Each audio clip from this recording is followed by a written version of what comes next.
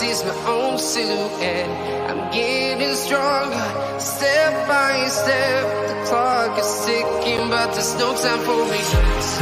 I've been flying from town to town, from London to Taiwan. I've been all around the globe trying to protect your soul. We are heroes tonight. We will fly above the sky. We are heroes tonight. Yeah. We are heroes tonight. We will fly above the sky. We are heroes. Hello, guys, and welcome to the Morning Brew. We have a very special guest today. I am so excited to have Ram V on, mostly known for his writing and, of course, his work with the White Noise Collective, which we will be talking about. But specifically, I wanted to talk a little bit about your newsletter that I actually read this morning, and I was Right. devastated to learn you will be leaving Catwoman and Justice League Dark, of course, but Catwoman, oh, my favorite. What made you kind of decide to go do that? Or Yeah, you, I mean, I guess leave it. yeah, my son was born on June 3rd, so I'm gonna basically use him as an excuse for everything.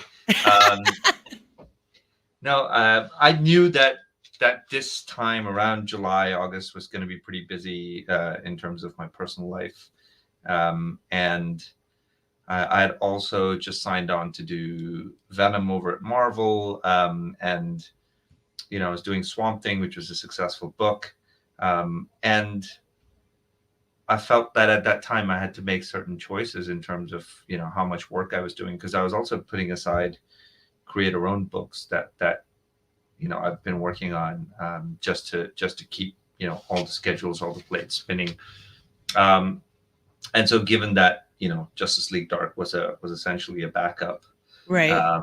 and it's a surprisingly hard to come up with 2 stories every month, even if they're 10 pagers rather than one, which I discovered while working on that. And I mean, with Catwoman, I'd sort of come in at the tail end of Joker War, and I knew that Fear State was going to come up at the end of the year, and it felt like a nice sort of circular 1-year run, if you will. The other thing was, it really was a choice between continuing that and working on something like Swamp Thing, where with Swamp Thing, I've had an opportunity to construct that book from the ground up, really. There wasn't a run before me, and so I felt like that one had more of me in it, if that makes sense. Not that I put any less of myself into my projects, but I think it's also a matter of creatively the kind of work that I want to do going forward is likely to be the kind of books where I can come in and I can go like, look, this is my voice, this is my stand. And so with that in view, I also, if you read the newsletter, this, I also have a couple of projects that are not in comics, which I'm currently working on. And so it's just a matter of time. And so I'm having to make choices regarding what is personally more engaging to me and more interesting to me creatively. Oh, I totally get it. And congratulations on the baby boy. That's a perfect justification. I mean, totally understandable. But as far as your you can't complain about a 3-month-old baby. So yeah, well, you can maybe at night or something, but your run on Catwoman has been one I'm constantly saying it's the best ongoing at DC, and that's because Swamp Thing technically was ending at 10, so it kind of goes as an ongoing. But the work you did with Father Valley, absolutely love it. I just want to say that before I really ask anything else, because it is so good. It really was. But when your first work at DC was supposed to be a Harley and Ivy special, correct? No, my first work at DC was actually a Batman Secret Files short story that I Okay, did I with thought there was something before that. I'm sorry. I apologize about that. So when Uh, you yeah. what? No, I mean there was a time where I had pitched a Harley and Ivy Maybe that's what I'm series, thinking. and I think it came around at the time where Heroes in Crisis was either starting or ending. I don't remember now, but yeah, I mean it's just one of those things. You know, you sometimes when you're working at larger publishing houses, there's so many editors, so many stories that you end up commissioning two things that don't fit. And I don't think my story would have fit what they wanted to do with Heroes in Crisis. So Right. There's been a lot of work with them as the last year for sure. But when you first started with Justice League Dark, you co-wrote with Tinian. Yeah. And after the Witching War crossover, you eventually took over full time. Mm-hmm. Was that to allow the transition from writer to writer to be kind of more of a smoother aspect? Sure. I mean, I think that there's certainly part of that. There's also the part of making sure I'm not some flaky guy who writes two good issues and then phones it in for the rest.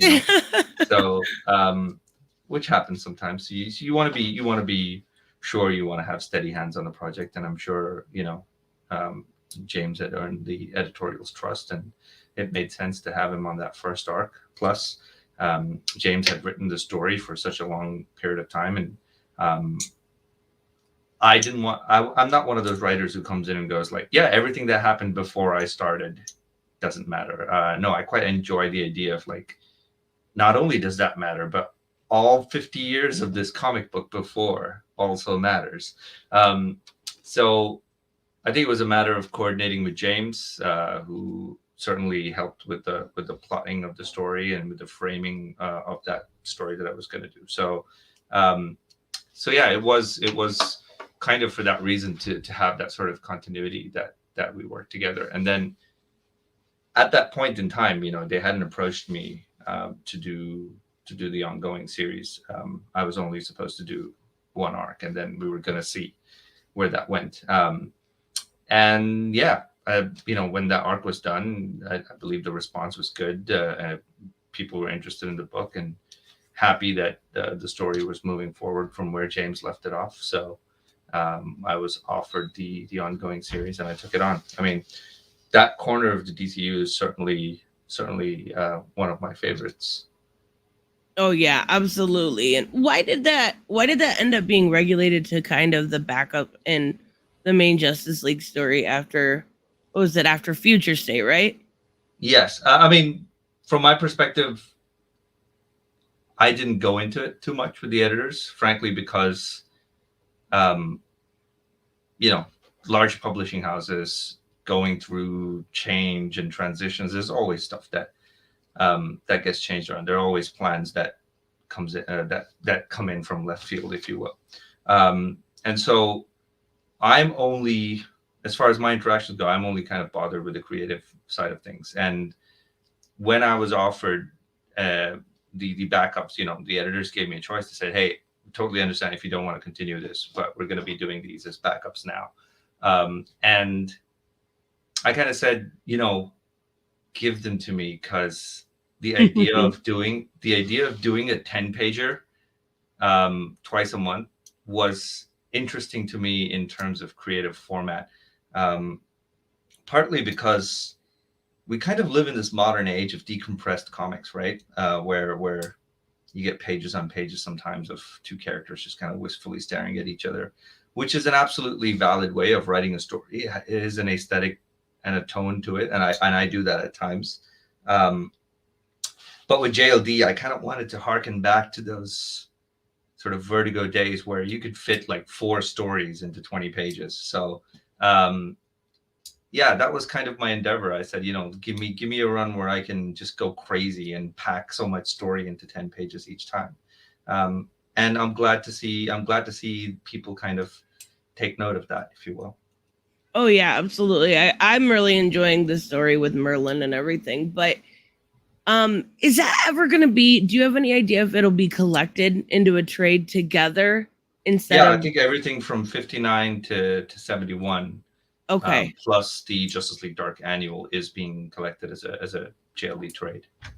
Okay, I wondered about that because I know a lot of people had asked me because they weren't buying maybe the main one, but wanted to read the backup, so I wasn't sure. So, did you pitch the idea of bringing back Leanne, aging her up and having her kind of handle herself, or was that plan already in place? I mean, I think it was kind of fortuitous because we were the plan to have the strays in there already existed, Right. and so we were already kind of working with that idea and talking about who these strays were going to be, what their larger roles were, and then the death metal series happened, and I believe I knew that at the end of death metal that all of the DC history happened and all of those characters existed, and they were, some of them were coming back, if you will. And so it was really at that time that we started having this conversation of like, oh wait, because I'd wanted to call this character Cheshire, off of the Cheshire Cat, off of the original Cheshire from Right. Teen Titans. And the editors were like, yeah, but why? Why? Let's relate them some way. Like, why are they related? And I think it made sense at that point to go like, oh man, what if it's Leanne? What if it's Leanne coming back post death metal with the with the time streams and multiverses all kind of messed up, but she's back. And so so that's kind of how that came along. I love it. I love seeing her back. I actually read through that. What was it? I forget what the celebration, Festival of Heroes. I didn't realize that was Leanne at first, and then I get to the end, and I'm like, whoa! Now I need to read this again. Like I had no idea. So as far as your Swamp Thing, you changed the host, the Swamp Thing, right? Mm-hmm. You have kind of a new avatar. Why did you want to tell this story with, I hope I'm saying it right, Levi Kamei, instead of Alec Kamei? Okay, instead of Alec Holland.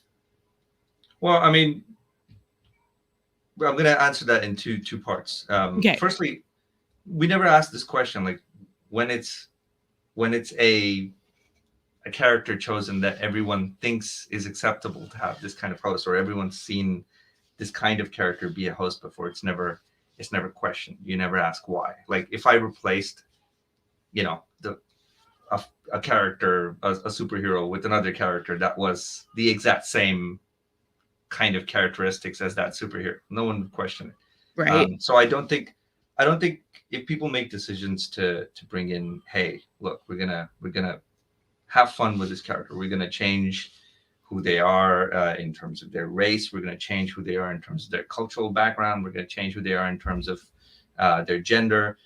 I think all of those things are good and important, as long as they're well done. My only criteria is that you tell your story well, because I think superheroes do truly belong to the world, and these are all storytelling mediums. Like the superheroes themselves are storytelling lenses, and I feel like if we are going to tell a story about this world, then the story should be about everyone who occupies this world. There are kids in India who watch Black Panther just as much as there are kids in China, in America, in the UK. Right. So they all deserve to be superheroes at some point in time. So that was part of my motivation. The other part of the motivation was purely in terms of story and storytelling news, if you will, in that I thought that Swamp Thing as a character suffered from this kind of bifurcation where the idea of the Swamp Thing itself is full of potential and brimming with ideas and can go anywhere, if you will. And the idea of Alec Holland at that point, following, Len Wayne's run and Alan Moore's run and Veitch and Snyder and Sewell, I felt like Alec Holland had kind of gotten stuck in a place where all of the stories were essentially about Alec Holland, Abby Arcane, and Anton Arcane. Eventually, It all boiled down to that. And I felt like that was holding back the kind of stories you could tell with Swamp Thing. And I'm almost going to harken back to the Alan Moore run, in which Moore, one of the first things Moore did was he had Swamp Thing bury the bones of Alec Holland. I think that was an interesting statement to make. And so I remember it was part of my pitch where I said, we should do what Alan Moore does and bury the bones of Alec Holland and move this character forward so we can tell new stories from the perspective of someone who is from 2021, who sees the world as it is now, and is reflective of the world as it is now in a lot of ways. Oh, I love that answer. That's an incredible answer. I think through a lot of your writing, I've learned about the culture, whether you write a lot of stories, centering around Mumbai and Sure. India, and a lot of it I didn't know. And a lot of it opened my mind to and opened my eyes to. So I think that's really important, even for, people that are from America, to learn that kind of culture. And I think the way you tell the idea of the green through Levi, kind of what he, and I don't want to spoil it because I know the more recent issue came out, but the way what he kind of did to his family, and it's really like that guilt and almost like being resentful of his past self. I think that's a pretty great story to tell, and it's something fresh we haven't seen from Swamp Thing. But I also noticed a lot of your writing is very similar in nature from the Alan Moore runs, and it reminds me of that level of quality. I'm sure I know the answer to this, but was Alan Moore part of your inspiration when doing the new Swamp Thing story? I mean, both yes and no, right? Yes, in that if you want to learn how to write good comics, you have to learn by reading Alan Moore at some point in your career. Right. And so for me, I've always preferred that milieu of writing, which had a kind of scathing intellect behind everything that was happening on the page. I mean, you could be writing about, Martian cartoon characters coming onto Earth and encountering a swamp creature, but it still had to be about something that was intelligent and interesting and saying something about us that wasn't easy to articulate outside of it, and so largely my reading before I got into writing comics was all writers like that. So there was Ellis, Ennis, Morrison, Gaiman, Moore, right, Azzarello to an extent, and so really largely that sort of late 80s Vertigo group of writers, and so my influence has certainly come from there. But I also think that the way to do a Swamp Thing run and have people talk about it fondly in comparison to Alan Moore, rather than say, oh, Alan Moore already did this better, is to almost vehemently try to do something new with it, in that in as much as it is inspired by Alan Moore, it is also trying very actively not to be Alan Moore. So I suppose there's always that tension. I think that tension tells in the storytelling. I take from Alan Moore the fact that the reason Swamp Thing is such an interesting character and such an interesting lens to tell stories through is because is reflective of us. The character is reflective of us. Are we monsters? Are we human? Are we monsters trying to hold ourselves to the ideal of humanity that we believe in? Or are we human beings who are intent on seeing ourselves as monsters? Because that is the kind of sort of unforgiving criticism that we constantly want to put ourselves through. So these are all interesting questions, and I think Alan Moore sort of touches on them throughout his run, along with greater questions about the world and humanity and how we treat our people, if you will. And all of those things I want to do because I think they're hallmarks of telling good stories, or especially hallmarks of the kind of stories that I want to tell. But equally, I don't want to use the same ideas Alan Moore did. And I think when people love, as soon as they see anatomy in a book, they say, it must be the anatomy lesson. It's not. So I think if you're going to write a book that has the great sort of pedigree of amazing writers that come before it, I think you owe it both to yourself and to the work that those guys did to try to do something that is intellectually different. That's a great answer. I do have a question from the chat asking, what is your opinion on variant covers in comics? I like some of them. I think there are too many that come out with comics sometimes. But I'm also not particularly, and people are never gonna forgive me for saying this, but I'm also not actively like a collector. I treat my books terribly. I treat them like old shoes. I sleep on them. I throw them under my desk. So I would never be able to collect any kind of book. And so the only value a variant cover has to me is for me to look at it and go like, oh my God, that's pretty. I have all the variants for Layla Star, and I have to say that Boom got some amazing people to do those variant covers. So I'm glad they exist, but beyond that, beyond the joy of looking at them, I have no particular opinion about them one way or the other. I totally get, and I read everything digitally nowadays. So variant covers, it's like, ooh, it's pretty. Okay, I'm gonna read the story now. Like, I get why people collect them. I do, but they're Oh, just don't get pretty me to wrong. me. I absolutely admire people who collect stuff because I'm in awe of their ability to keep things in a pristine way. Oh yeah. My books look like, a rhinoceros stampeded all over them by the time I'm done with them. So, Your poor books. So talking about the many deaths of Layla Star, how did you come up with the concept of life and death for the series? Was Layla based off of any Hindu gods? um, no, I think Layla is based off of a lot of Hindu gods. The joy of coming from a pantheon as crazy as the Hindu pantheon um, is that there are so many gods all fulfilling the same role. So if you ask someone, who the Hindu god of death is, some of them will say Yama, but then Yama is also the Hindu god of justice. So I don't know what that says about Hinduism, that they equate justice to death in some ways. Um, then there's Kali, who's supposed to be the Indian goddess of death, but she's also the Indian goddess of war. So I think I don't think a god exists that embodied what I wanted to say about death. So she's just death. That's a good answer.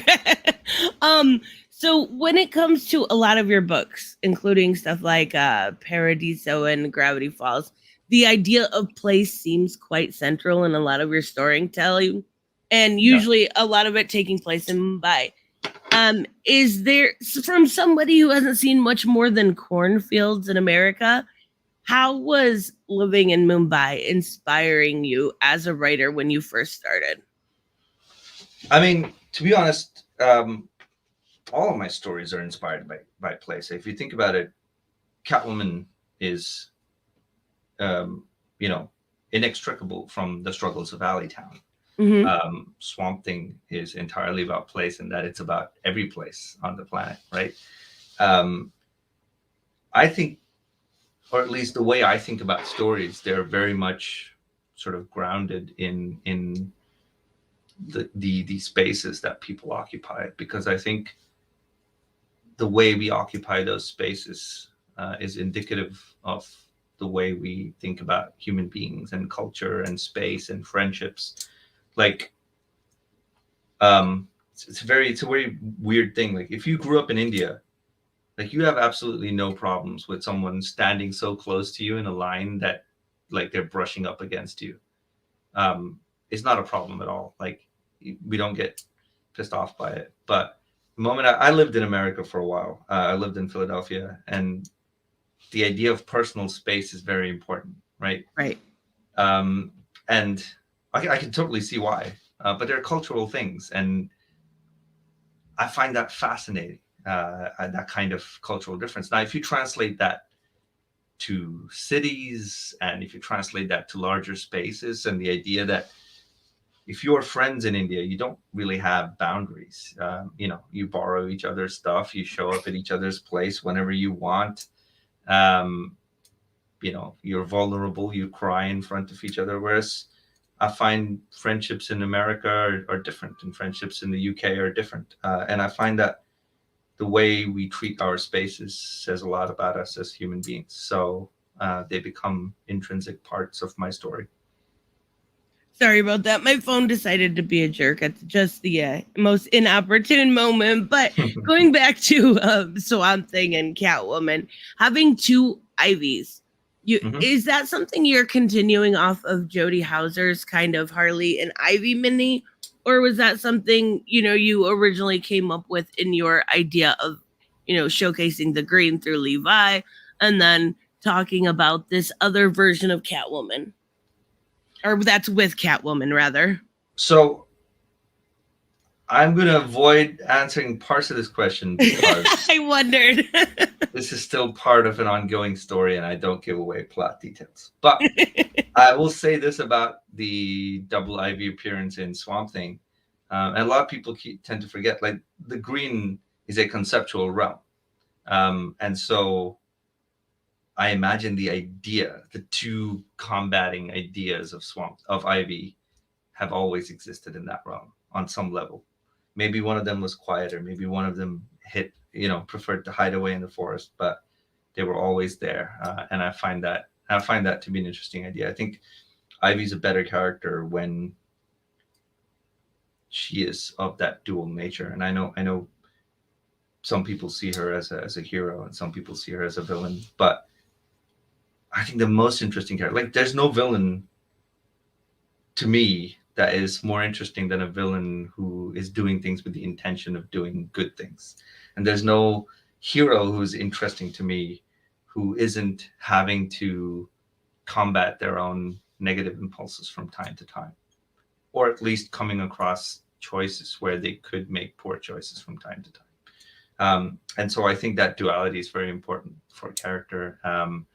And so I don't want to say I picked the idea from Jodie's mini. I know she did some work that was of that nature there, and there were two Ivies. But I think that duality of Ivy has always existed, and it seemed like the most obvious way for me to do things. And then that tied in well with what is likely to happen going forward. So I will shut up about that now. No, you don't have to. It's okay. No spoilers. No spoiler. That's okay. I'll be reading it anyway. So, you're jumping into Venom with Al Ewing very soon. A lot of the promotions for that kind of seems that you're the head writer and Al is co-plotting. Is that a safe assumption, or are you doing two, kind of equal things? Or no, I don't think either Al or I are concerned with whether it is exactly equal or not. But I think we're doing two things. Okay. And those two things, that's very interesting, right? Sorry, I'm gonna interrupt myself all the time, so please forgive me. Oh no, you're totally fine. Al's going to be writing Eddie Brock in space. And I believe this is public knowledge. And I'm gonna be writing Dylan, who is learning to be Venom with a symbiote back on Earth. And obviously the question is, why is that the case and where are they? But that you'll have to read to find out. But the idea is that these two narratives are happening, I want to say simultaneously, but I am massively underselling the idea behind it. So let's say for now, these two narratives are happening simultaneously. And they're going to be their own things. But what happens in narrative A will have consequences in narrative B. And what happens in narrative B will have consequences for narrative A. Until you have this back and forth, and the two narratives eventually must, of course, intersect and collide. I think that's a super interesting way to write a monthly book. Oh yeah. I think it lets you do super interesting things with format. So I believe the idea is, for me to write however many issues I want to write, to give enough of the narrative for that narrative to have consequence and reflectiveness in Al's narrative. And then Al writes however many issues he needs to write to leave the story in a place where we're like, okay, let's look at Dylan now. And so I don't know about equal. I don't know co-plotting or main writer or any of those. Right. I think we're both writing this story, and I think it's going to be super interesting for that reason. and Donny Cates left you guys a lot to work with when it comes to that. Sure. And he definitely knows how to, change things up. I think you kind of answered this in the beginning a little bit, but do you ever get to a point in your writing, whether it is, Venom or Swamp Thing or Catwoman, and want to kind of revert back to that status quo, or do you enjoy the challenge? No, status quos are boring. You know, yeah, genuinely, like stories are about change, and I enjoy writing change, and more so in this case than ever before. I think Venom is probably the most overtly about change story that I've written. Um, so yeah, no, I the thing I enjoy is to open up a comic, and I'll give you an example, right? Reading Sandman, and then seeing like Martian Manhunter show up in one of the Right. issues, and then I forget his name. Who's the guy with the ruby? Doctor someone. He's one of the villains in Sandman, but actually turns out is a classic sort of golden age DC Comics villain. I'm forgetting his name now. But there's so many characters. There are so many characters in that book that are actually from runs that went on 30, 40, 50, years before that book was written. And you can say the same of Alan Moore's take on characters like, Miracle Man or him writing Watchmen. All of these are books that are contending with everything that came before them, and yet doing something that is intensely forward looking. I think that's where my interest is. I don't need a fresh slate. A fresh slate means I have to establish things all over again. Why would I choose not to use, I don't know how many hundreds or how many tens of decades of established comic book history? Speaking of establishing, when it came to your Father Valley, you use a lot of like deeply religious aspects in that, and then we kind of got the reveal in the annual that the connection to John Paul Valley and the Order of Saint Dumas. How did you come up with that character specifically? Because I find him fascinating and creepy all at the same time. Dr. Destiny. Dr. Destiny, that's right. Thank you, chat. Right? Am I right? Was it chat? Yes. Yeah, okay, yeah. I don't know how I came up with that character. I knew I wanted to create this villain who was going to be this kind of slow, creeping voice of judgment throughout all of Selina's actions until it got to a point where they would fight.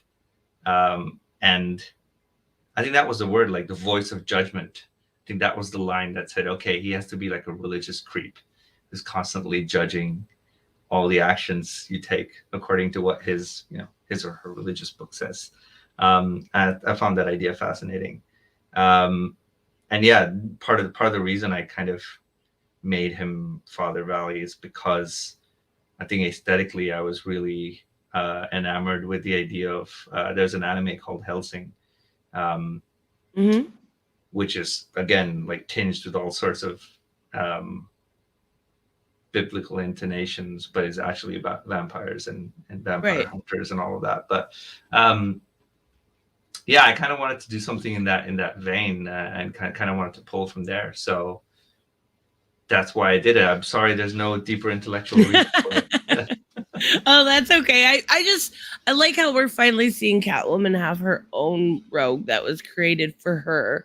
And though she ties into the, Batman mythos of the Order of Saint Dumas, I love seeing her kind of independent of Batman. I know a lot of people don't like that, but I do.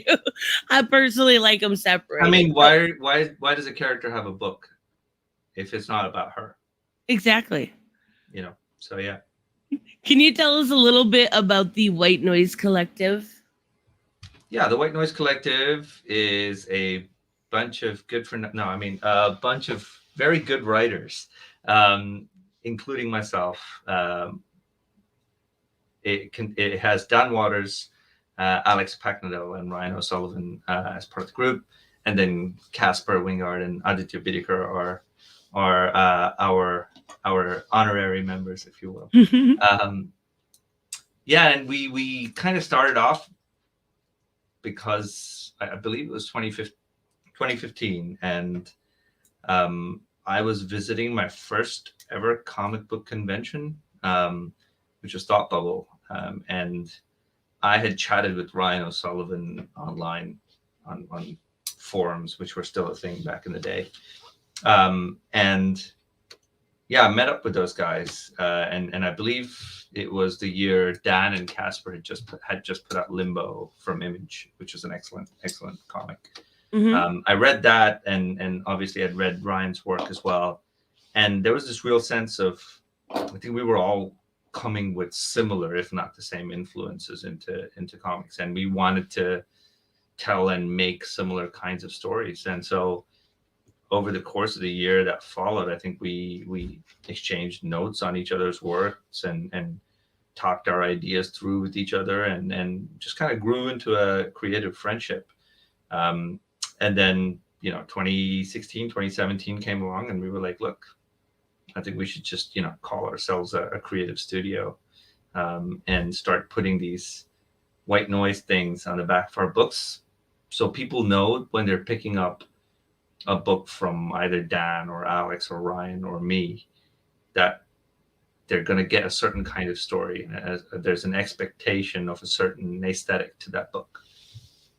Didn't you guys all have books at Vault also at the same time, or was that when These Savage Shores came out shortly thereafter? I mean, we did. I think we had all pitched books separately to Vault, and we found out later that Vault had greenlit all of them, and so we were just like, yeah, we should just make this a white noise thing. It came out at slightly different times, but we tried to release them all kind of within a few months of each other, and I think that did pretty well. I think all of those books were excellent. Deep Roots and Giga and Fearscape and Friendo and These Savage Shores. I think all of them had interesting things to say, and were doing it in interesting ways, which is why I read comics. Oh yeah, absolutely. Another book I actually slept on for a while, and I just picked up in the last week was Blue and Green. Mm-hmm. And I was actually shocked at first. I mean, like, it was very it felt a little slower paced at first, and then it just kind of all boomed together. What was your inspiration on, because that one felt different than some of your other work that I've, more recently read. What was your inspiration when coming up with Blue and Green? I mean, frankly, all of my creator-owned work is largely quite different from each other. Like, Paradiso, different from Graphity's Wall, different from These Savage Shores, different from Blue and Green, different from Layla Star. And I think that is something that I want to continue doing. I never want to write the same story or a similar story twice. I'm not a horror writer. I'm not a humor writer. I'm not a science fiction writer. I'm just a writer. And so I enjoy telling all kinds of stories. And I think with Blue and Green, I wanted to tell a story that was intensely about interiority in comics, while still being visually engaging and thrilling and surrealist in some ways. So I'm also a big jazz fan and generally a music nerd, and a lot of my storytelling is influenced by music, and I'd always had this point of contention that jazz on some level is a very haunting kind of music, and most people don't agree with that. Well, it's nice, it's sad, or it's pleasant. I'm like, no, it's haunting. And so I wanted to do a story about haunting jazz, and lo and behold, Blue and Green turned up. As far as being slower paced, I think that was very intentional. Every story has the pace that it needs to be told at, and I felt like I quite enjoy slow burns. I don't like stories that front load all their information. Right. Like, I can figure it out. I don't mind picking up crumbs and walking along with writers. And I think my stories, at least the personal aesthetic of my stories, will continue to be that way in most cases until I get bored of it. And speaking of new stories coming out, is there anything that you can tell us about what to expect in season 2 of Swamp Thing, or is that going too spoilery with that? Mm, I'll tell you on a very big picture level what to expect. There we go. We've so far looked at the green as an idea, and we've kind of understood that when two ideas meet, one must consume the other. I think in season 2, I'm gonna start pushing into the realm of like, okay, what is a competitive idea to the green? What idea competes with the green, if you will? And I think that has nice mirroring with the story we've told so far, because right now within the green there are two ideas competing for dominance, right? We've said this before. We've seen there's a contagion spreading through the green. And so with season 2, I want to give the green yet another competing idea, this time external, something that wants to compete with the green in terms of its influence over the world, if you will. And so again, all that reflected through the eyes of Levi and through the eyes of Swamp Thing, and through his personal stories as well. That wouldn't have anything to do with in those first few issues of Swamp Thing where we see the sand coming through, would it? We see the what coming through? The sand? Where we see, the man kind of going through the sand and communicating that way with Levi when he first, I think it's in the first issue or two. I almost wondered at one point if you were going to make that the green, like with the sand. Oh, with the sand. You mean the Pale Wanderer and the desert? Yes, yeah. I will say this is not the last we've seen of the Pale Wanderer. I knew it. But it's not. It doesn't have anything to do with the desert. Okay, I had to ask. I had to ask. What about when it comes to what you've got left of your Catwoman? Will we see more from in the Fear State and everything, from the Strays and from Leanne at all? We will see more of them. Yes. I don't want to give away anything beyond that. I'm a very non-spoilery kind of person. That's okay. That's okay. I totally can respect that. Why give away your story? Then people know before they even buy it. That's silly. Yeah, exactly. And that's exactly what they should do. So, last question here, because I have yet to read these Savage Shores. That was the one story I did not get a chance to check out. How have you not read everything I've ever done? No, I'm kidding. I'm sorry. That's about it. That really is about it. Can you tell me a little bit about it? I know it's kind of the intrigue between the British colonialists and some other aspects of it. And you had to, I don't know. Tell me a little bit about these Savage Shores. It's just a vampire story set in India in 1766. Yeah, it is a vampire story set in India in 1766. And it looks at vampirism as a way to look at colonialism and what happened with India and the British East India Company sort of coming in and playing their role in doing what they did in that part of the world for 200 years that followed. Oh, I love it. I'm definitely going to have to check it out. I'm not quite done with Blue is Green yet. I've got a few pages left to go, so that'll be where I go next. But I absolutely love your work on everything. It's sad to see you go on Catwoman, but I totally understand. But yeah, definitely. I mean, it's that thing, right? So I think a couple of people were surprised. Like, I've only been writing comics since, or at least like writing them in any prominent way since 2015 or 2016 actually, which is when I first published my self-published book. And so I'm yet to figure out where my limits are in terms of how much work I can do. And I feel like this past year and a half, I've kind of gotten to a point where I'm like, okay, this is how much I can do before I start going genuinely crazy.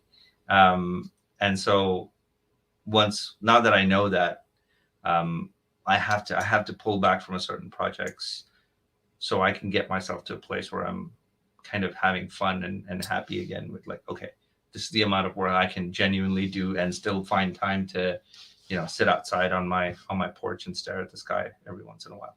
So yeah, absolutely. And take care of that baby and have your own mental health be what is most important, because your writing will, not be near as good if it's not all there for you. But good luck on Venom. I wanted to absolutely thank you so much for joining me. I really, honestly, I found you in 2018, and ever since then, you've been on my well, if your name's on it, I'm going to buy it kind of thing. So I absolutely thank you so much for your time. You did amazing. My pleasure. Thank you so much. Thank you. Bye-bye.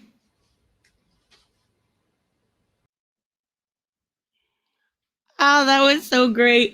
I didn't want to take up too much of his time, but yeah, he's a great guy. He's so easy to talk to. I wanted to get these. I didn't mean to ignore anybody when it came to super chats either. I apologize. I didn't know how much time he had. I knew with a little baby and with being so busy with writing, I definitely didn't want to kind of go overboard with that. So AJ, thank you so much. I think variant covers are important because it lets the consumer, us, choose which one we want and showcases the artist's talents. I agree. I do think there's some deceptive practices. I don't ever have had an issue with a variant cover, but it's when you get like 25 that might be a little issue. Thank you so much, AJ. And I've got a super sticker from David. Thank you so much. And then I've got Raymond. Oh, I feel so bad. I should have said something to him from Raymond. I'm going to shoot him an email. Work is getting in the way, so I got to get going. I'll watch the rest of this later. Tell Rum B I'm really looking forward to his run on Venom. Have a good day, everyone. Bye-bye. Thank you so much, Raymond. I'm not sure if you're still here, but if you see this later, thank you so much. Thank you guys all for stopping by. I will have a normal episode of The Morning Brew next week. I just wanted to definitely have a great talk with Ram, and it kind of worked out perfectly. Usually I sense you were a little bit nervous. You could probably tell. I usually am. I don't talk very well, and then I say dumb things, and then I'm like, oh God, my foot, it just belongs in my mouth. Not temporarily, just permanently. So yeah, I try, but that was awesome. I'm still kind of on cloud nine. So absolutely. Thank you guys for stopping by. I'll have a normal morning brew next week where we'll go over new books. I know we've got a new Batman, a new Aquaman book. So there's a bunch. We'll go over it, but I will see you guys in the next one. Bye-bye.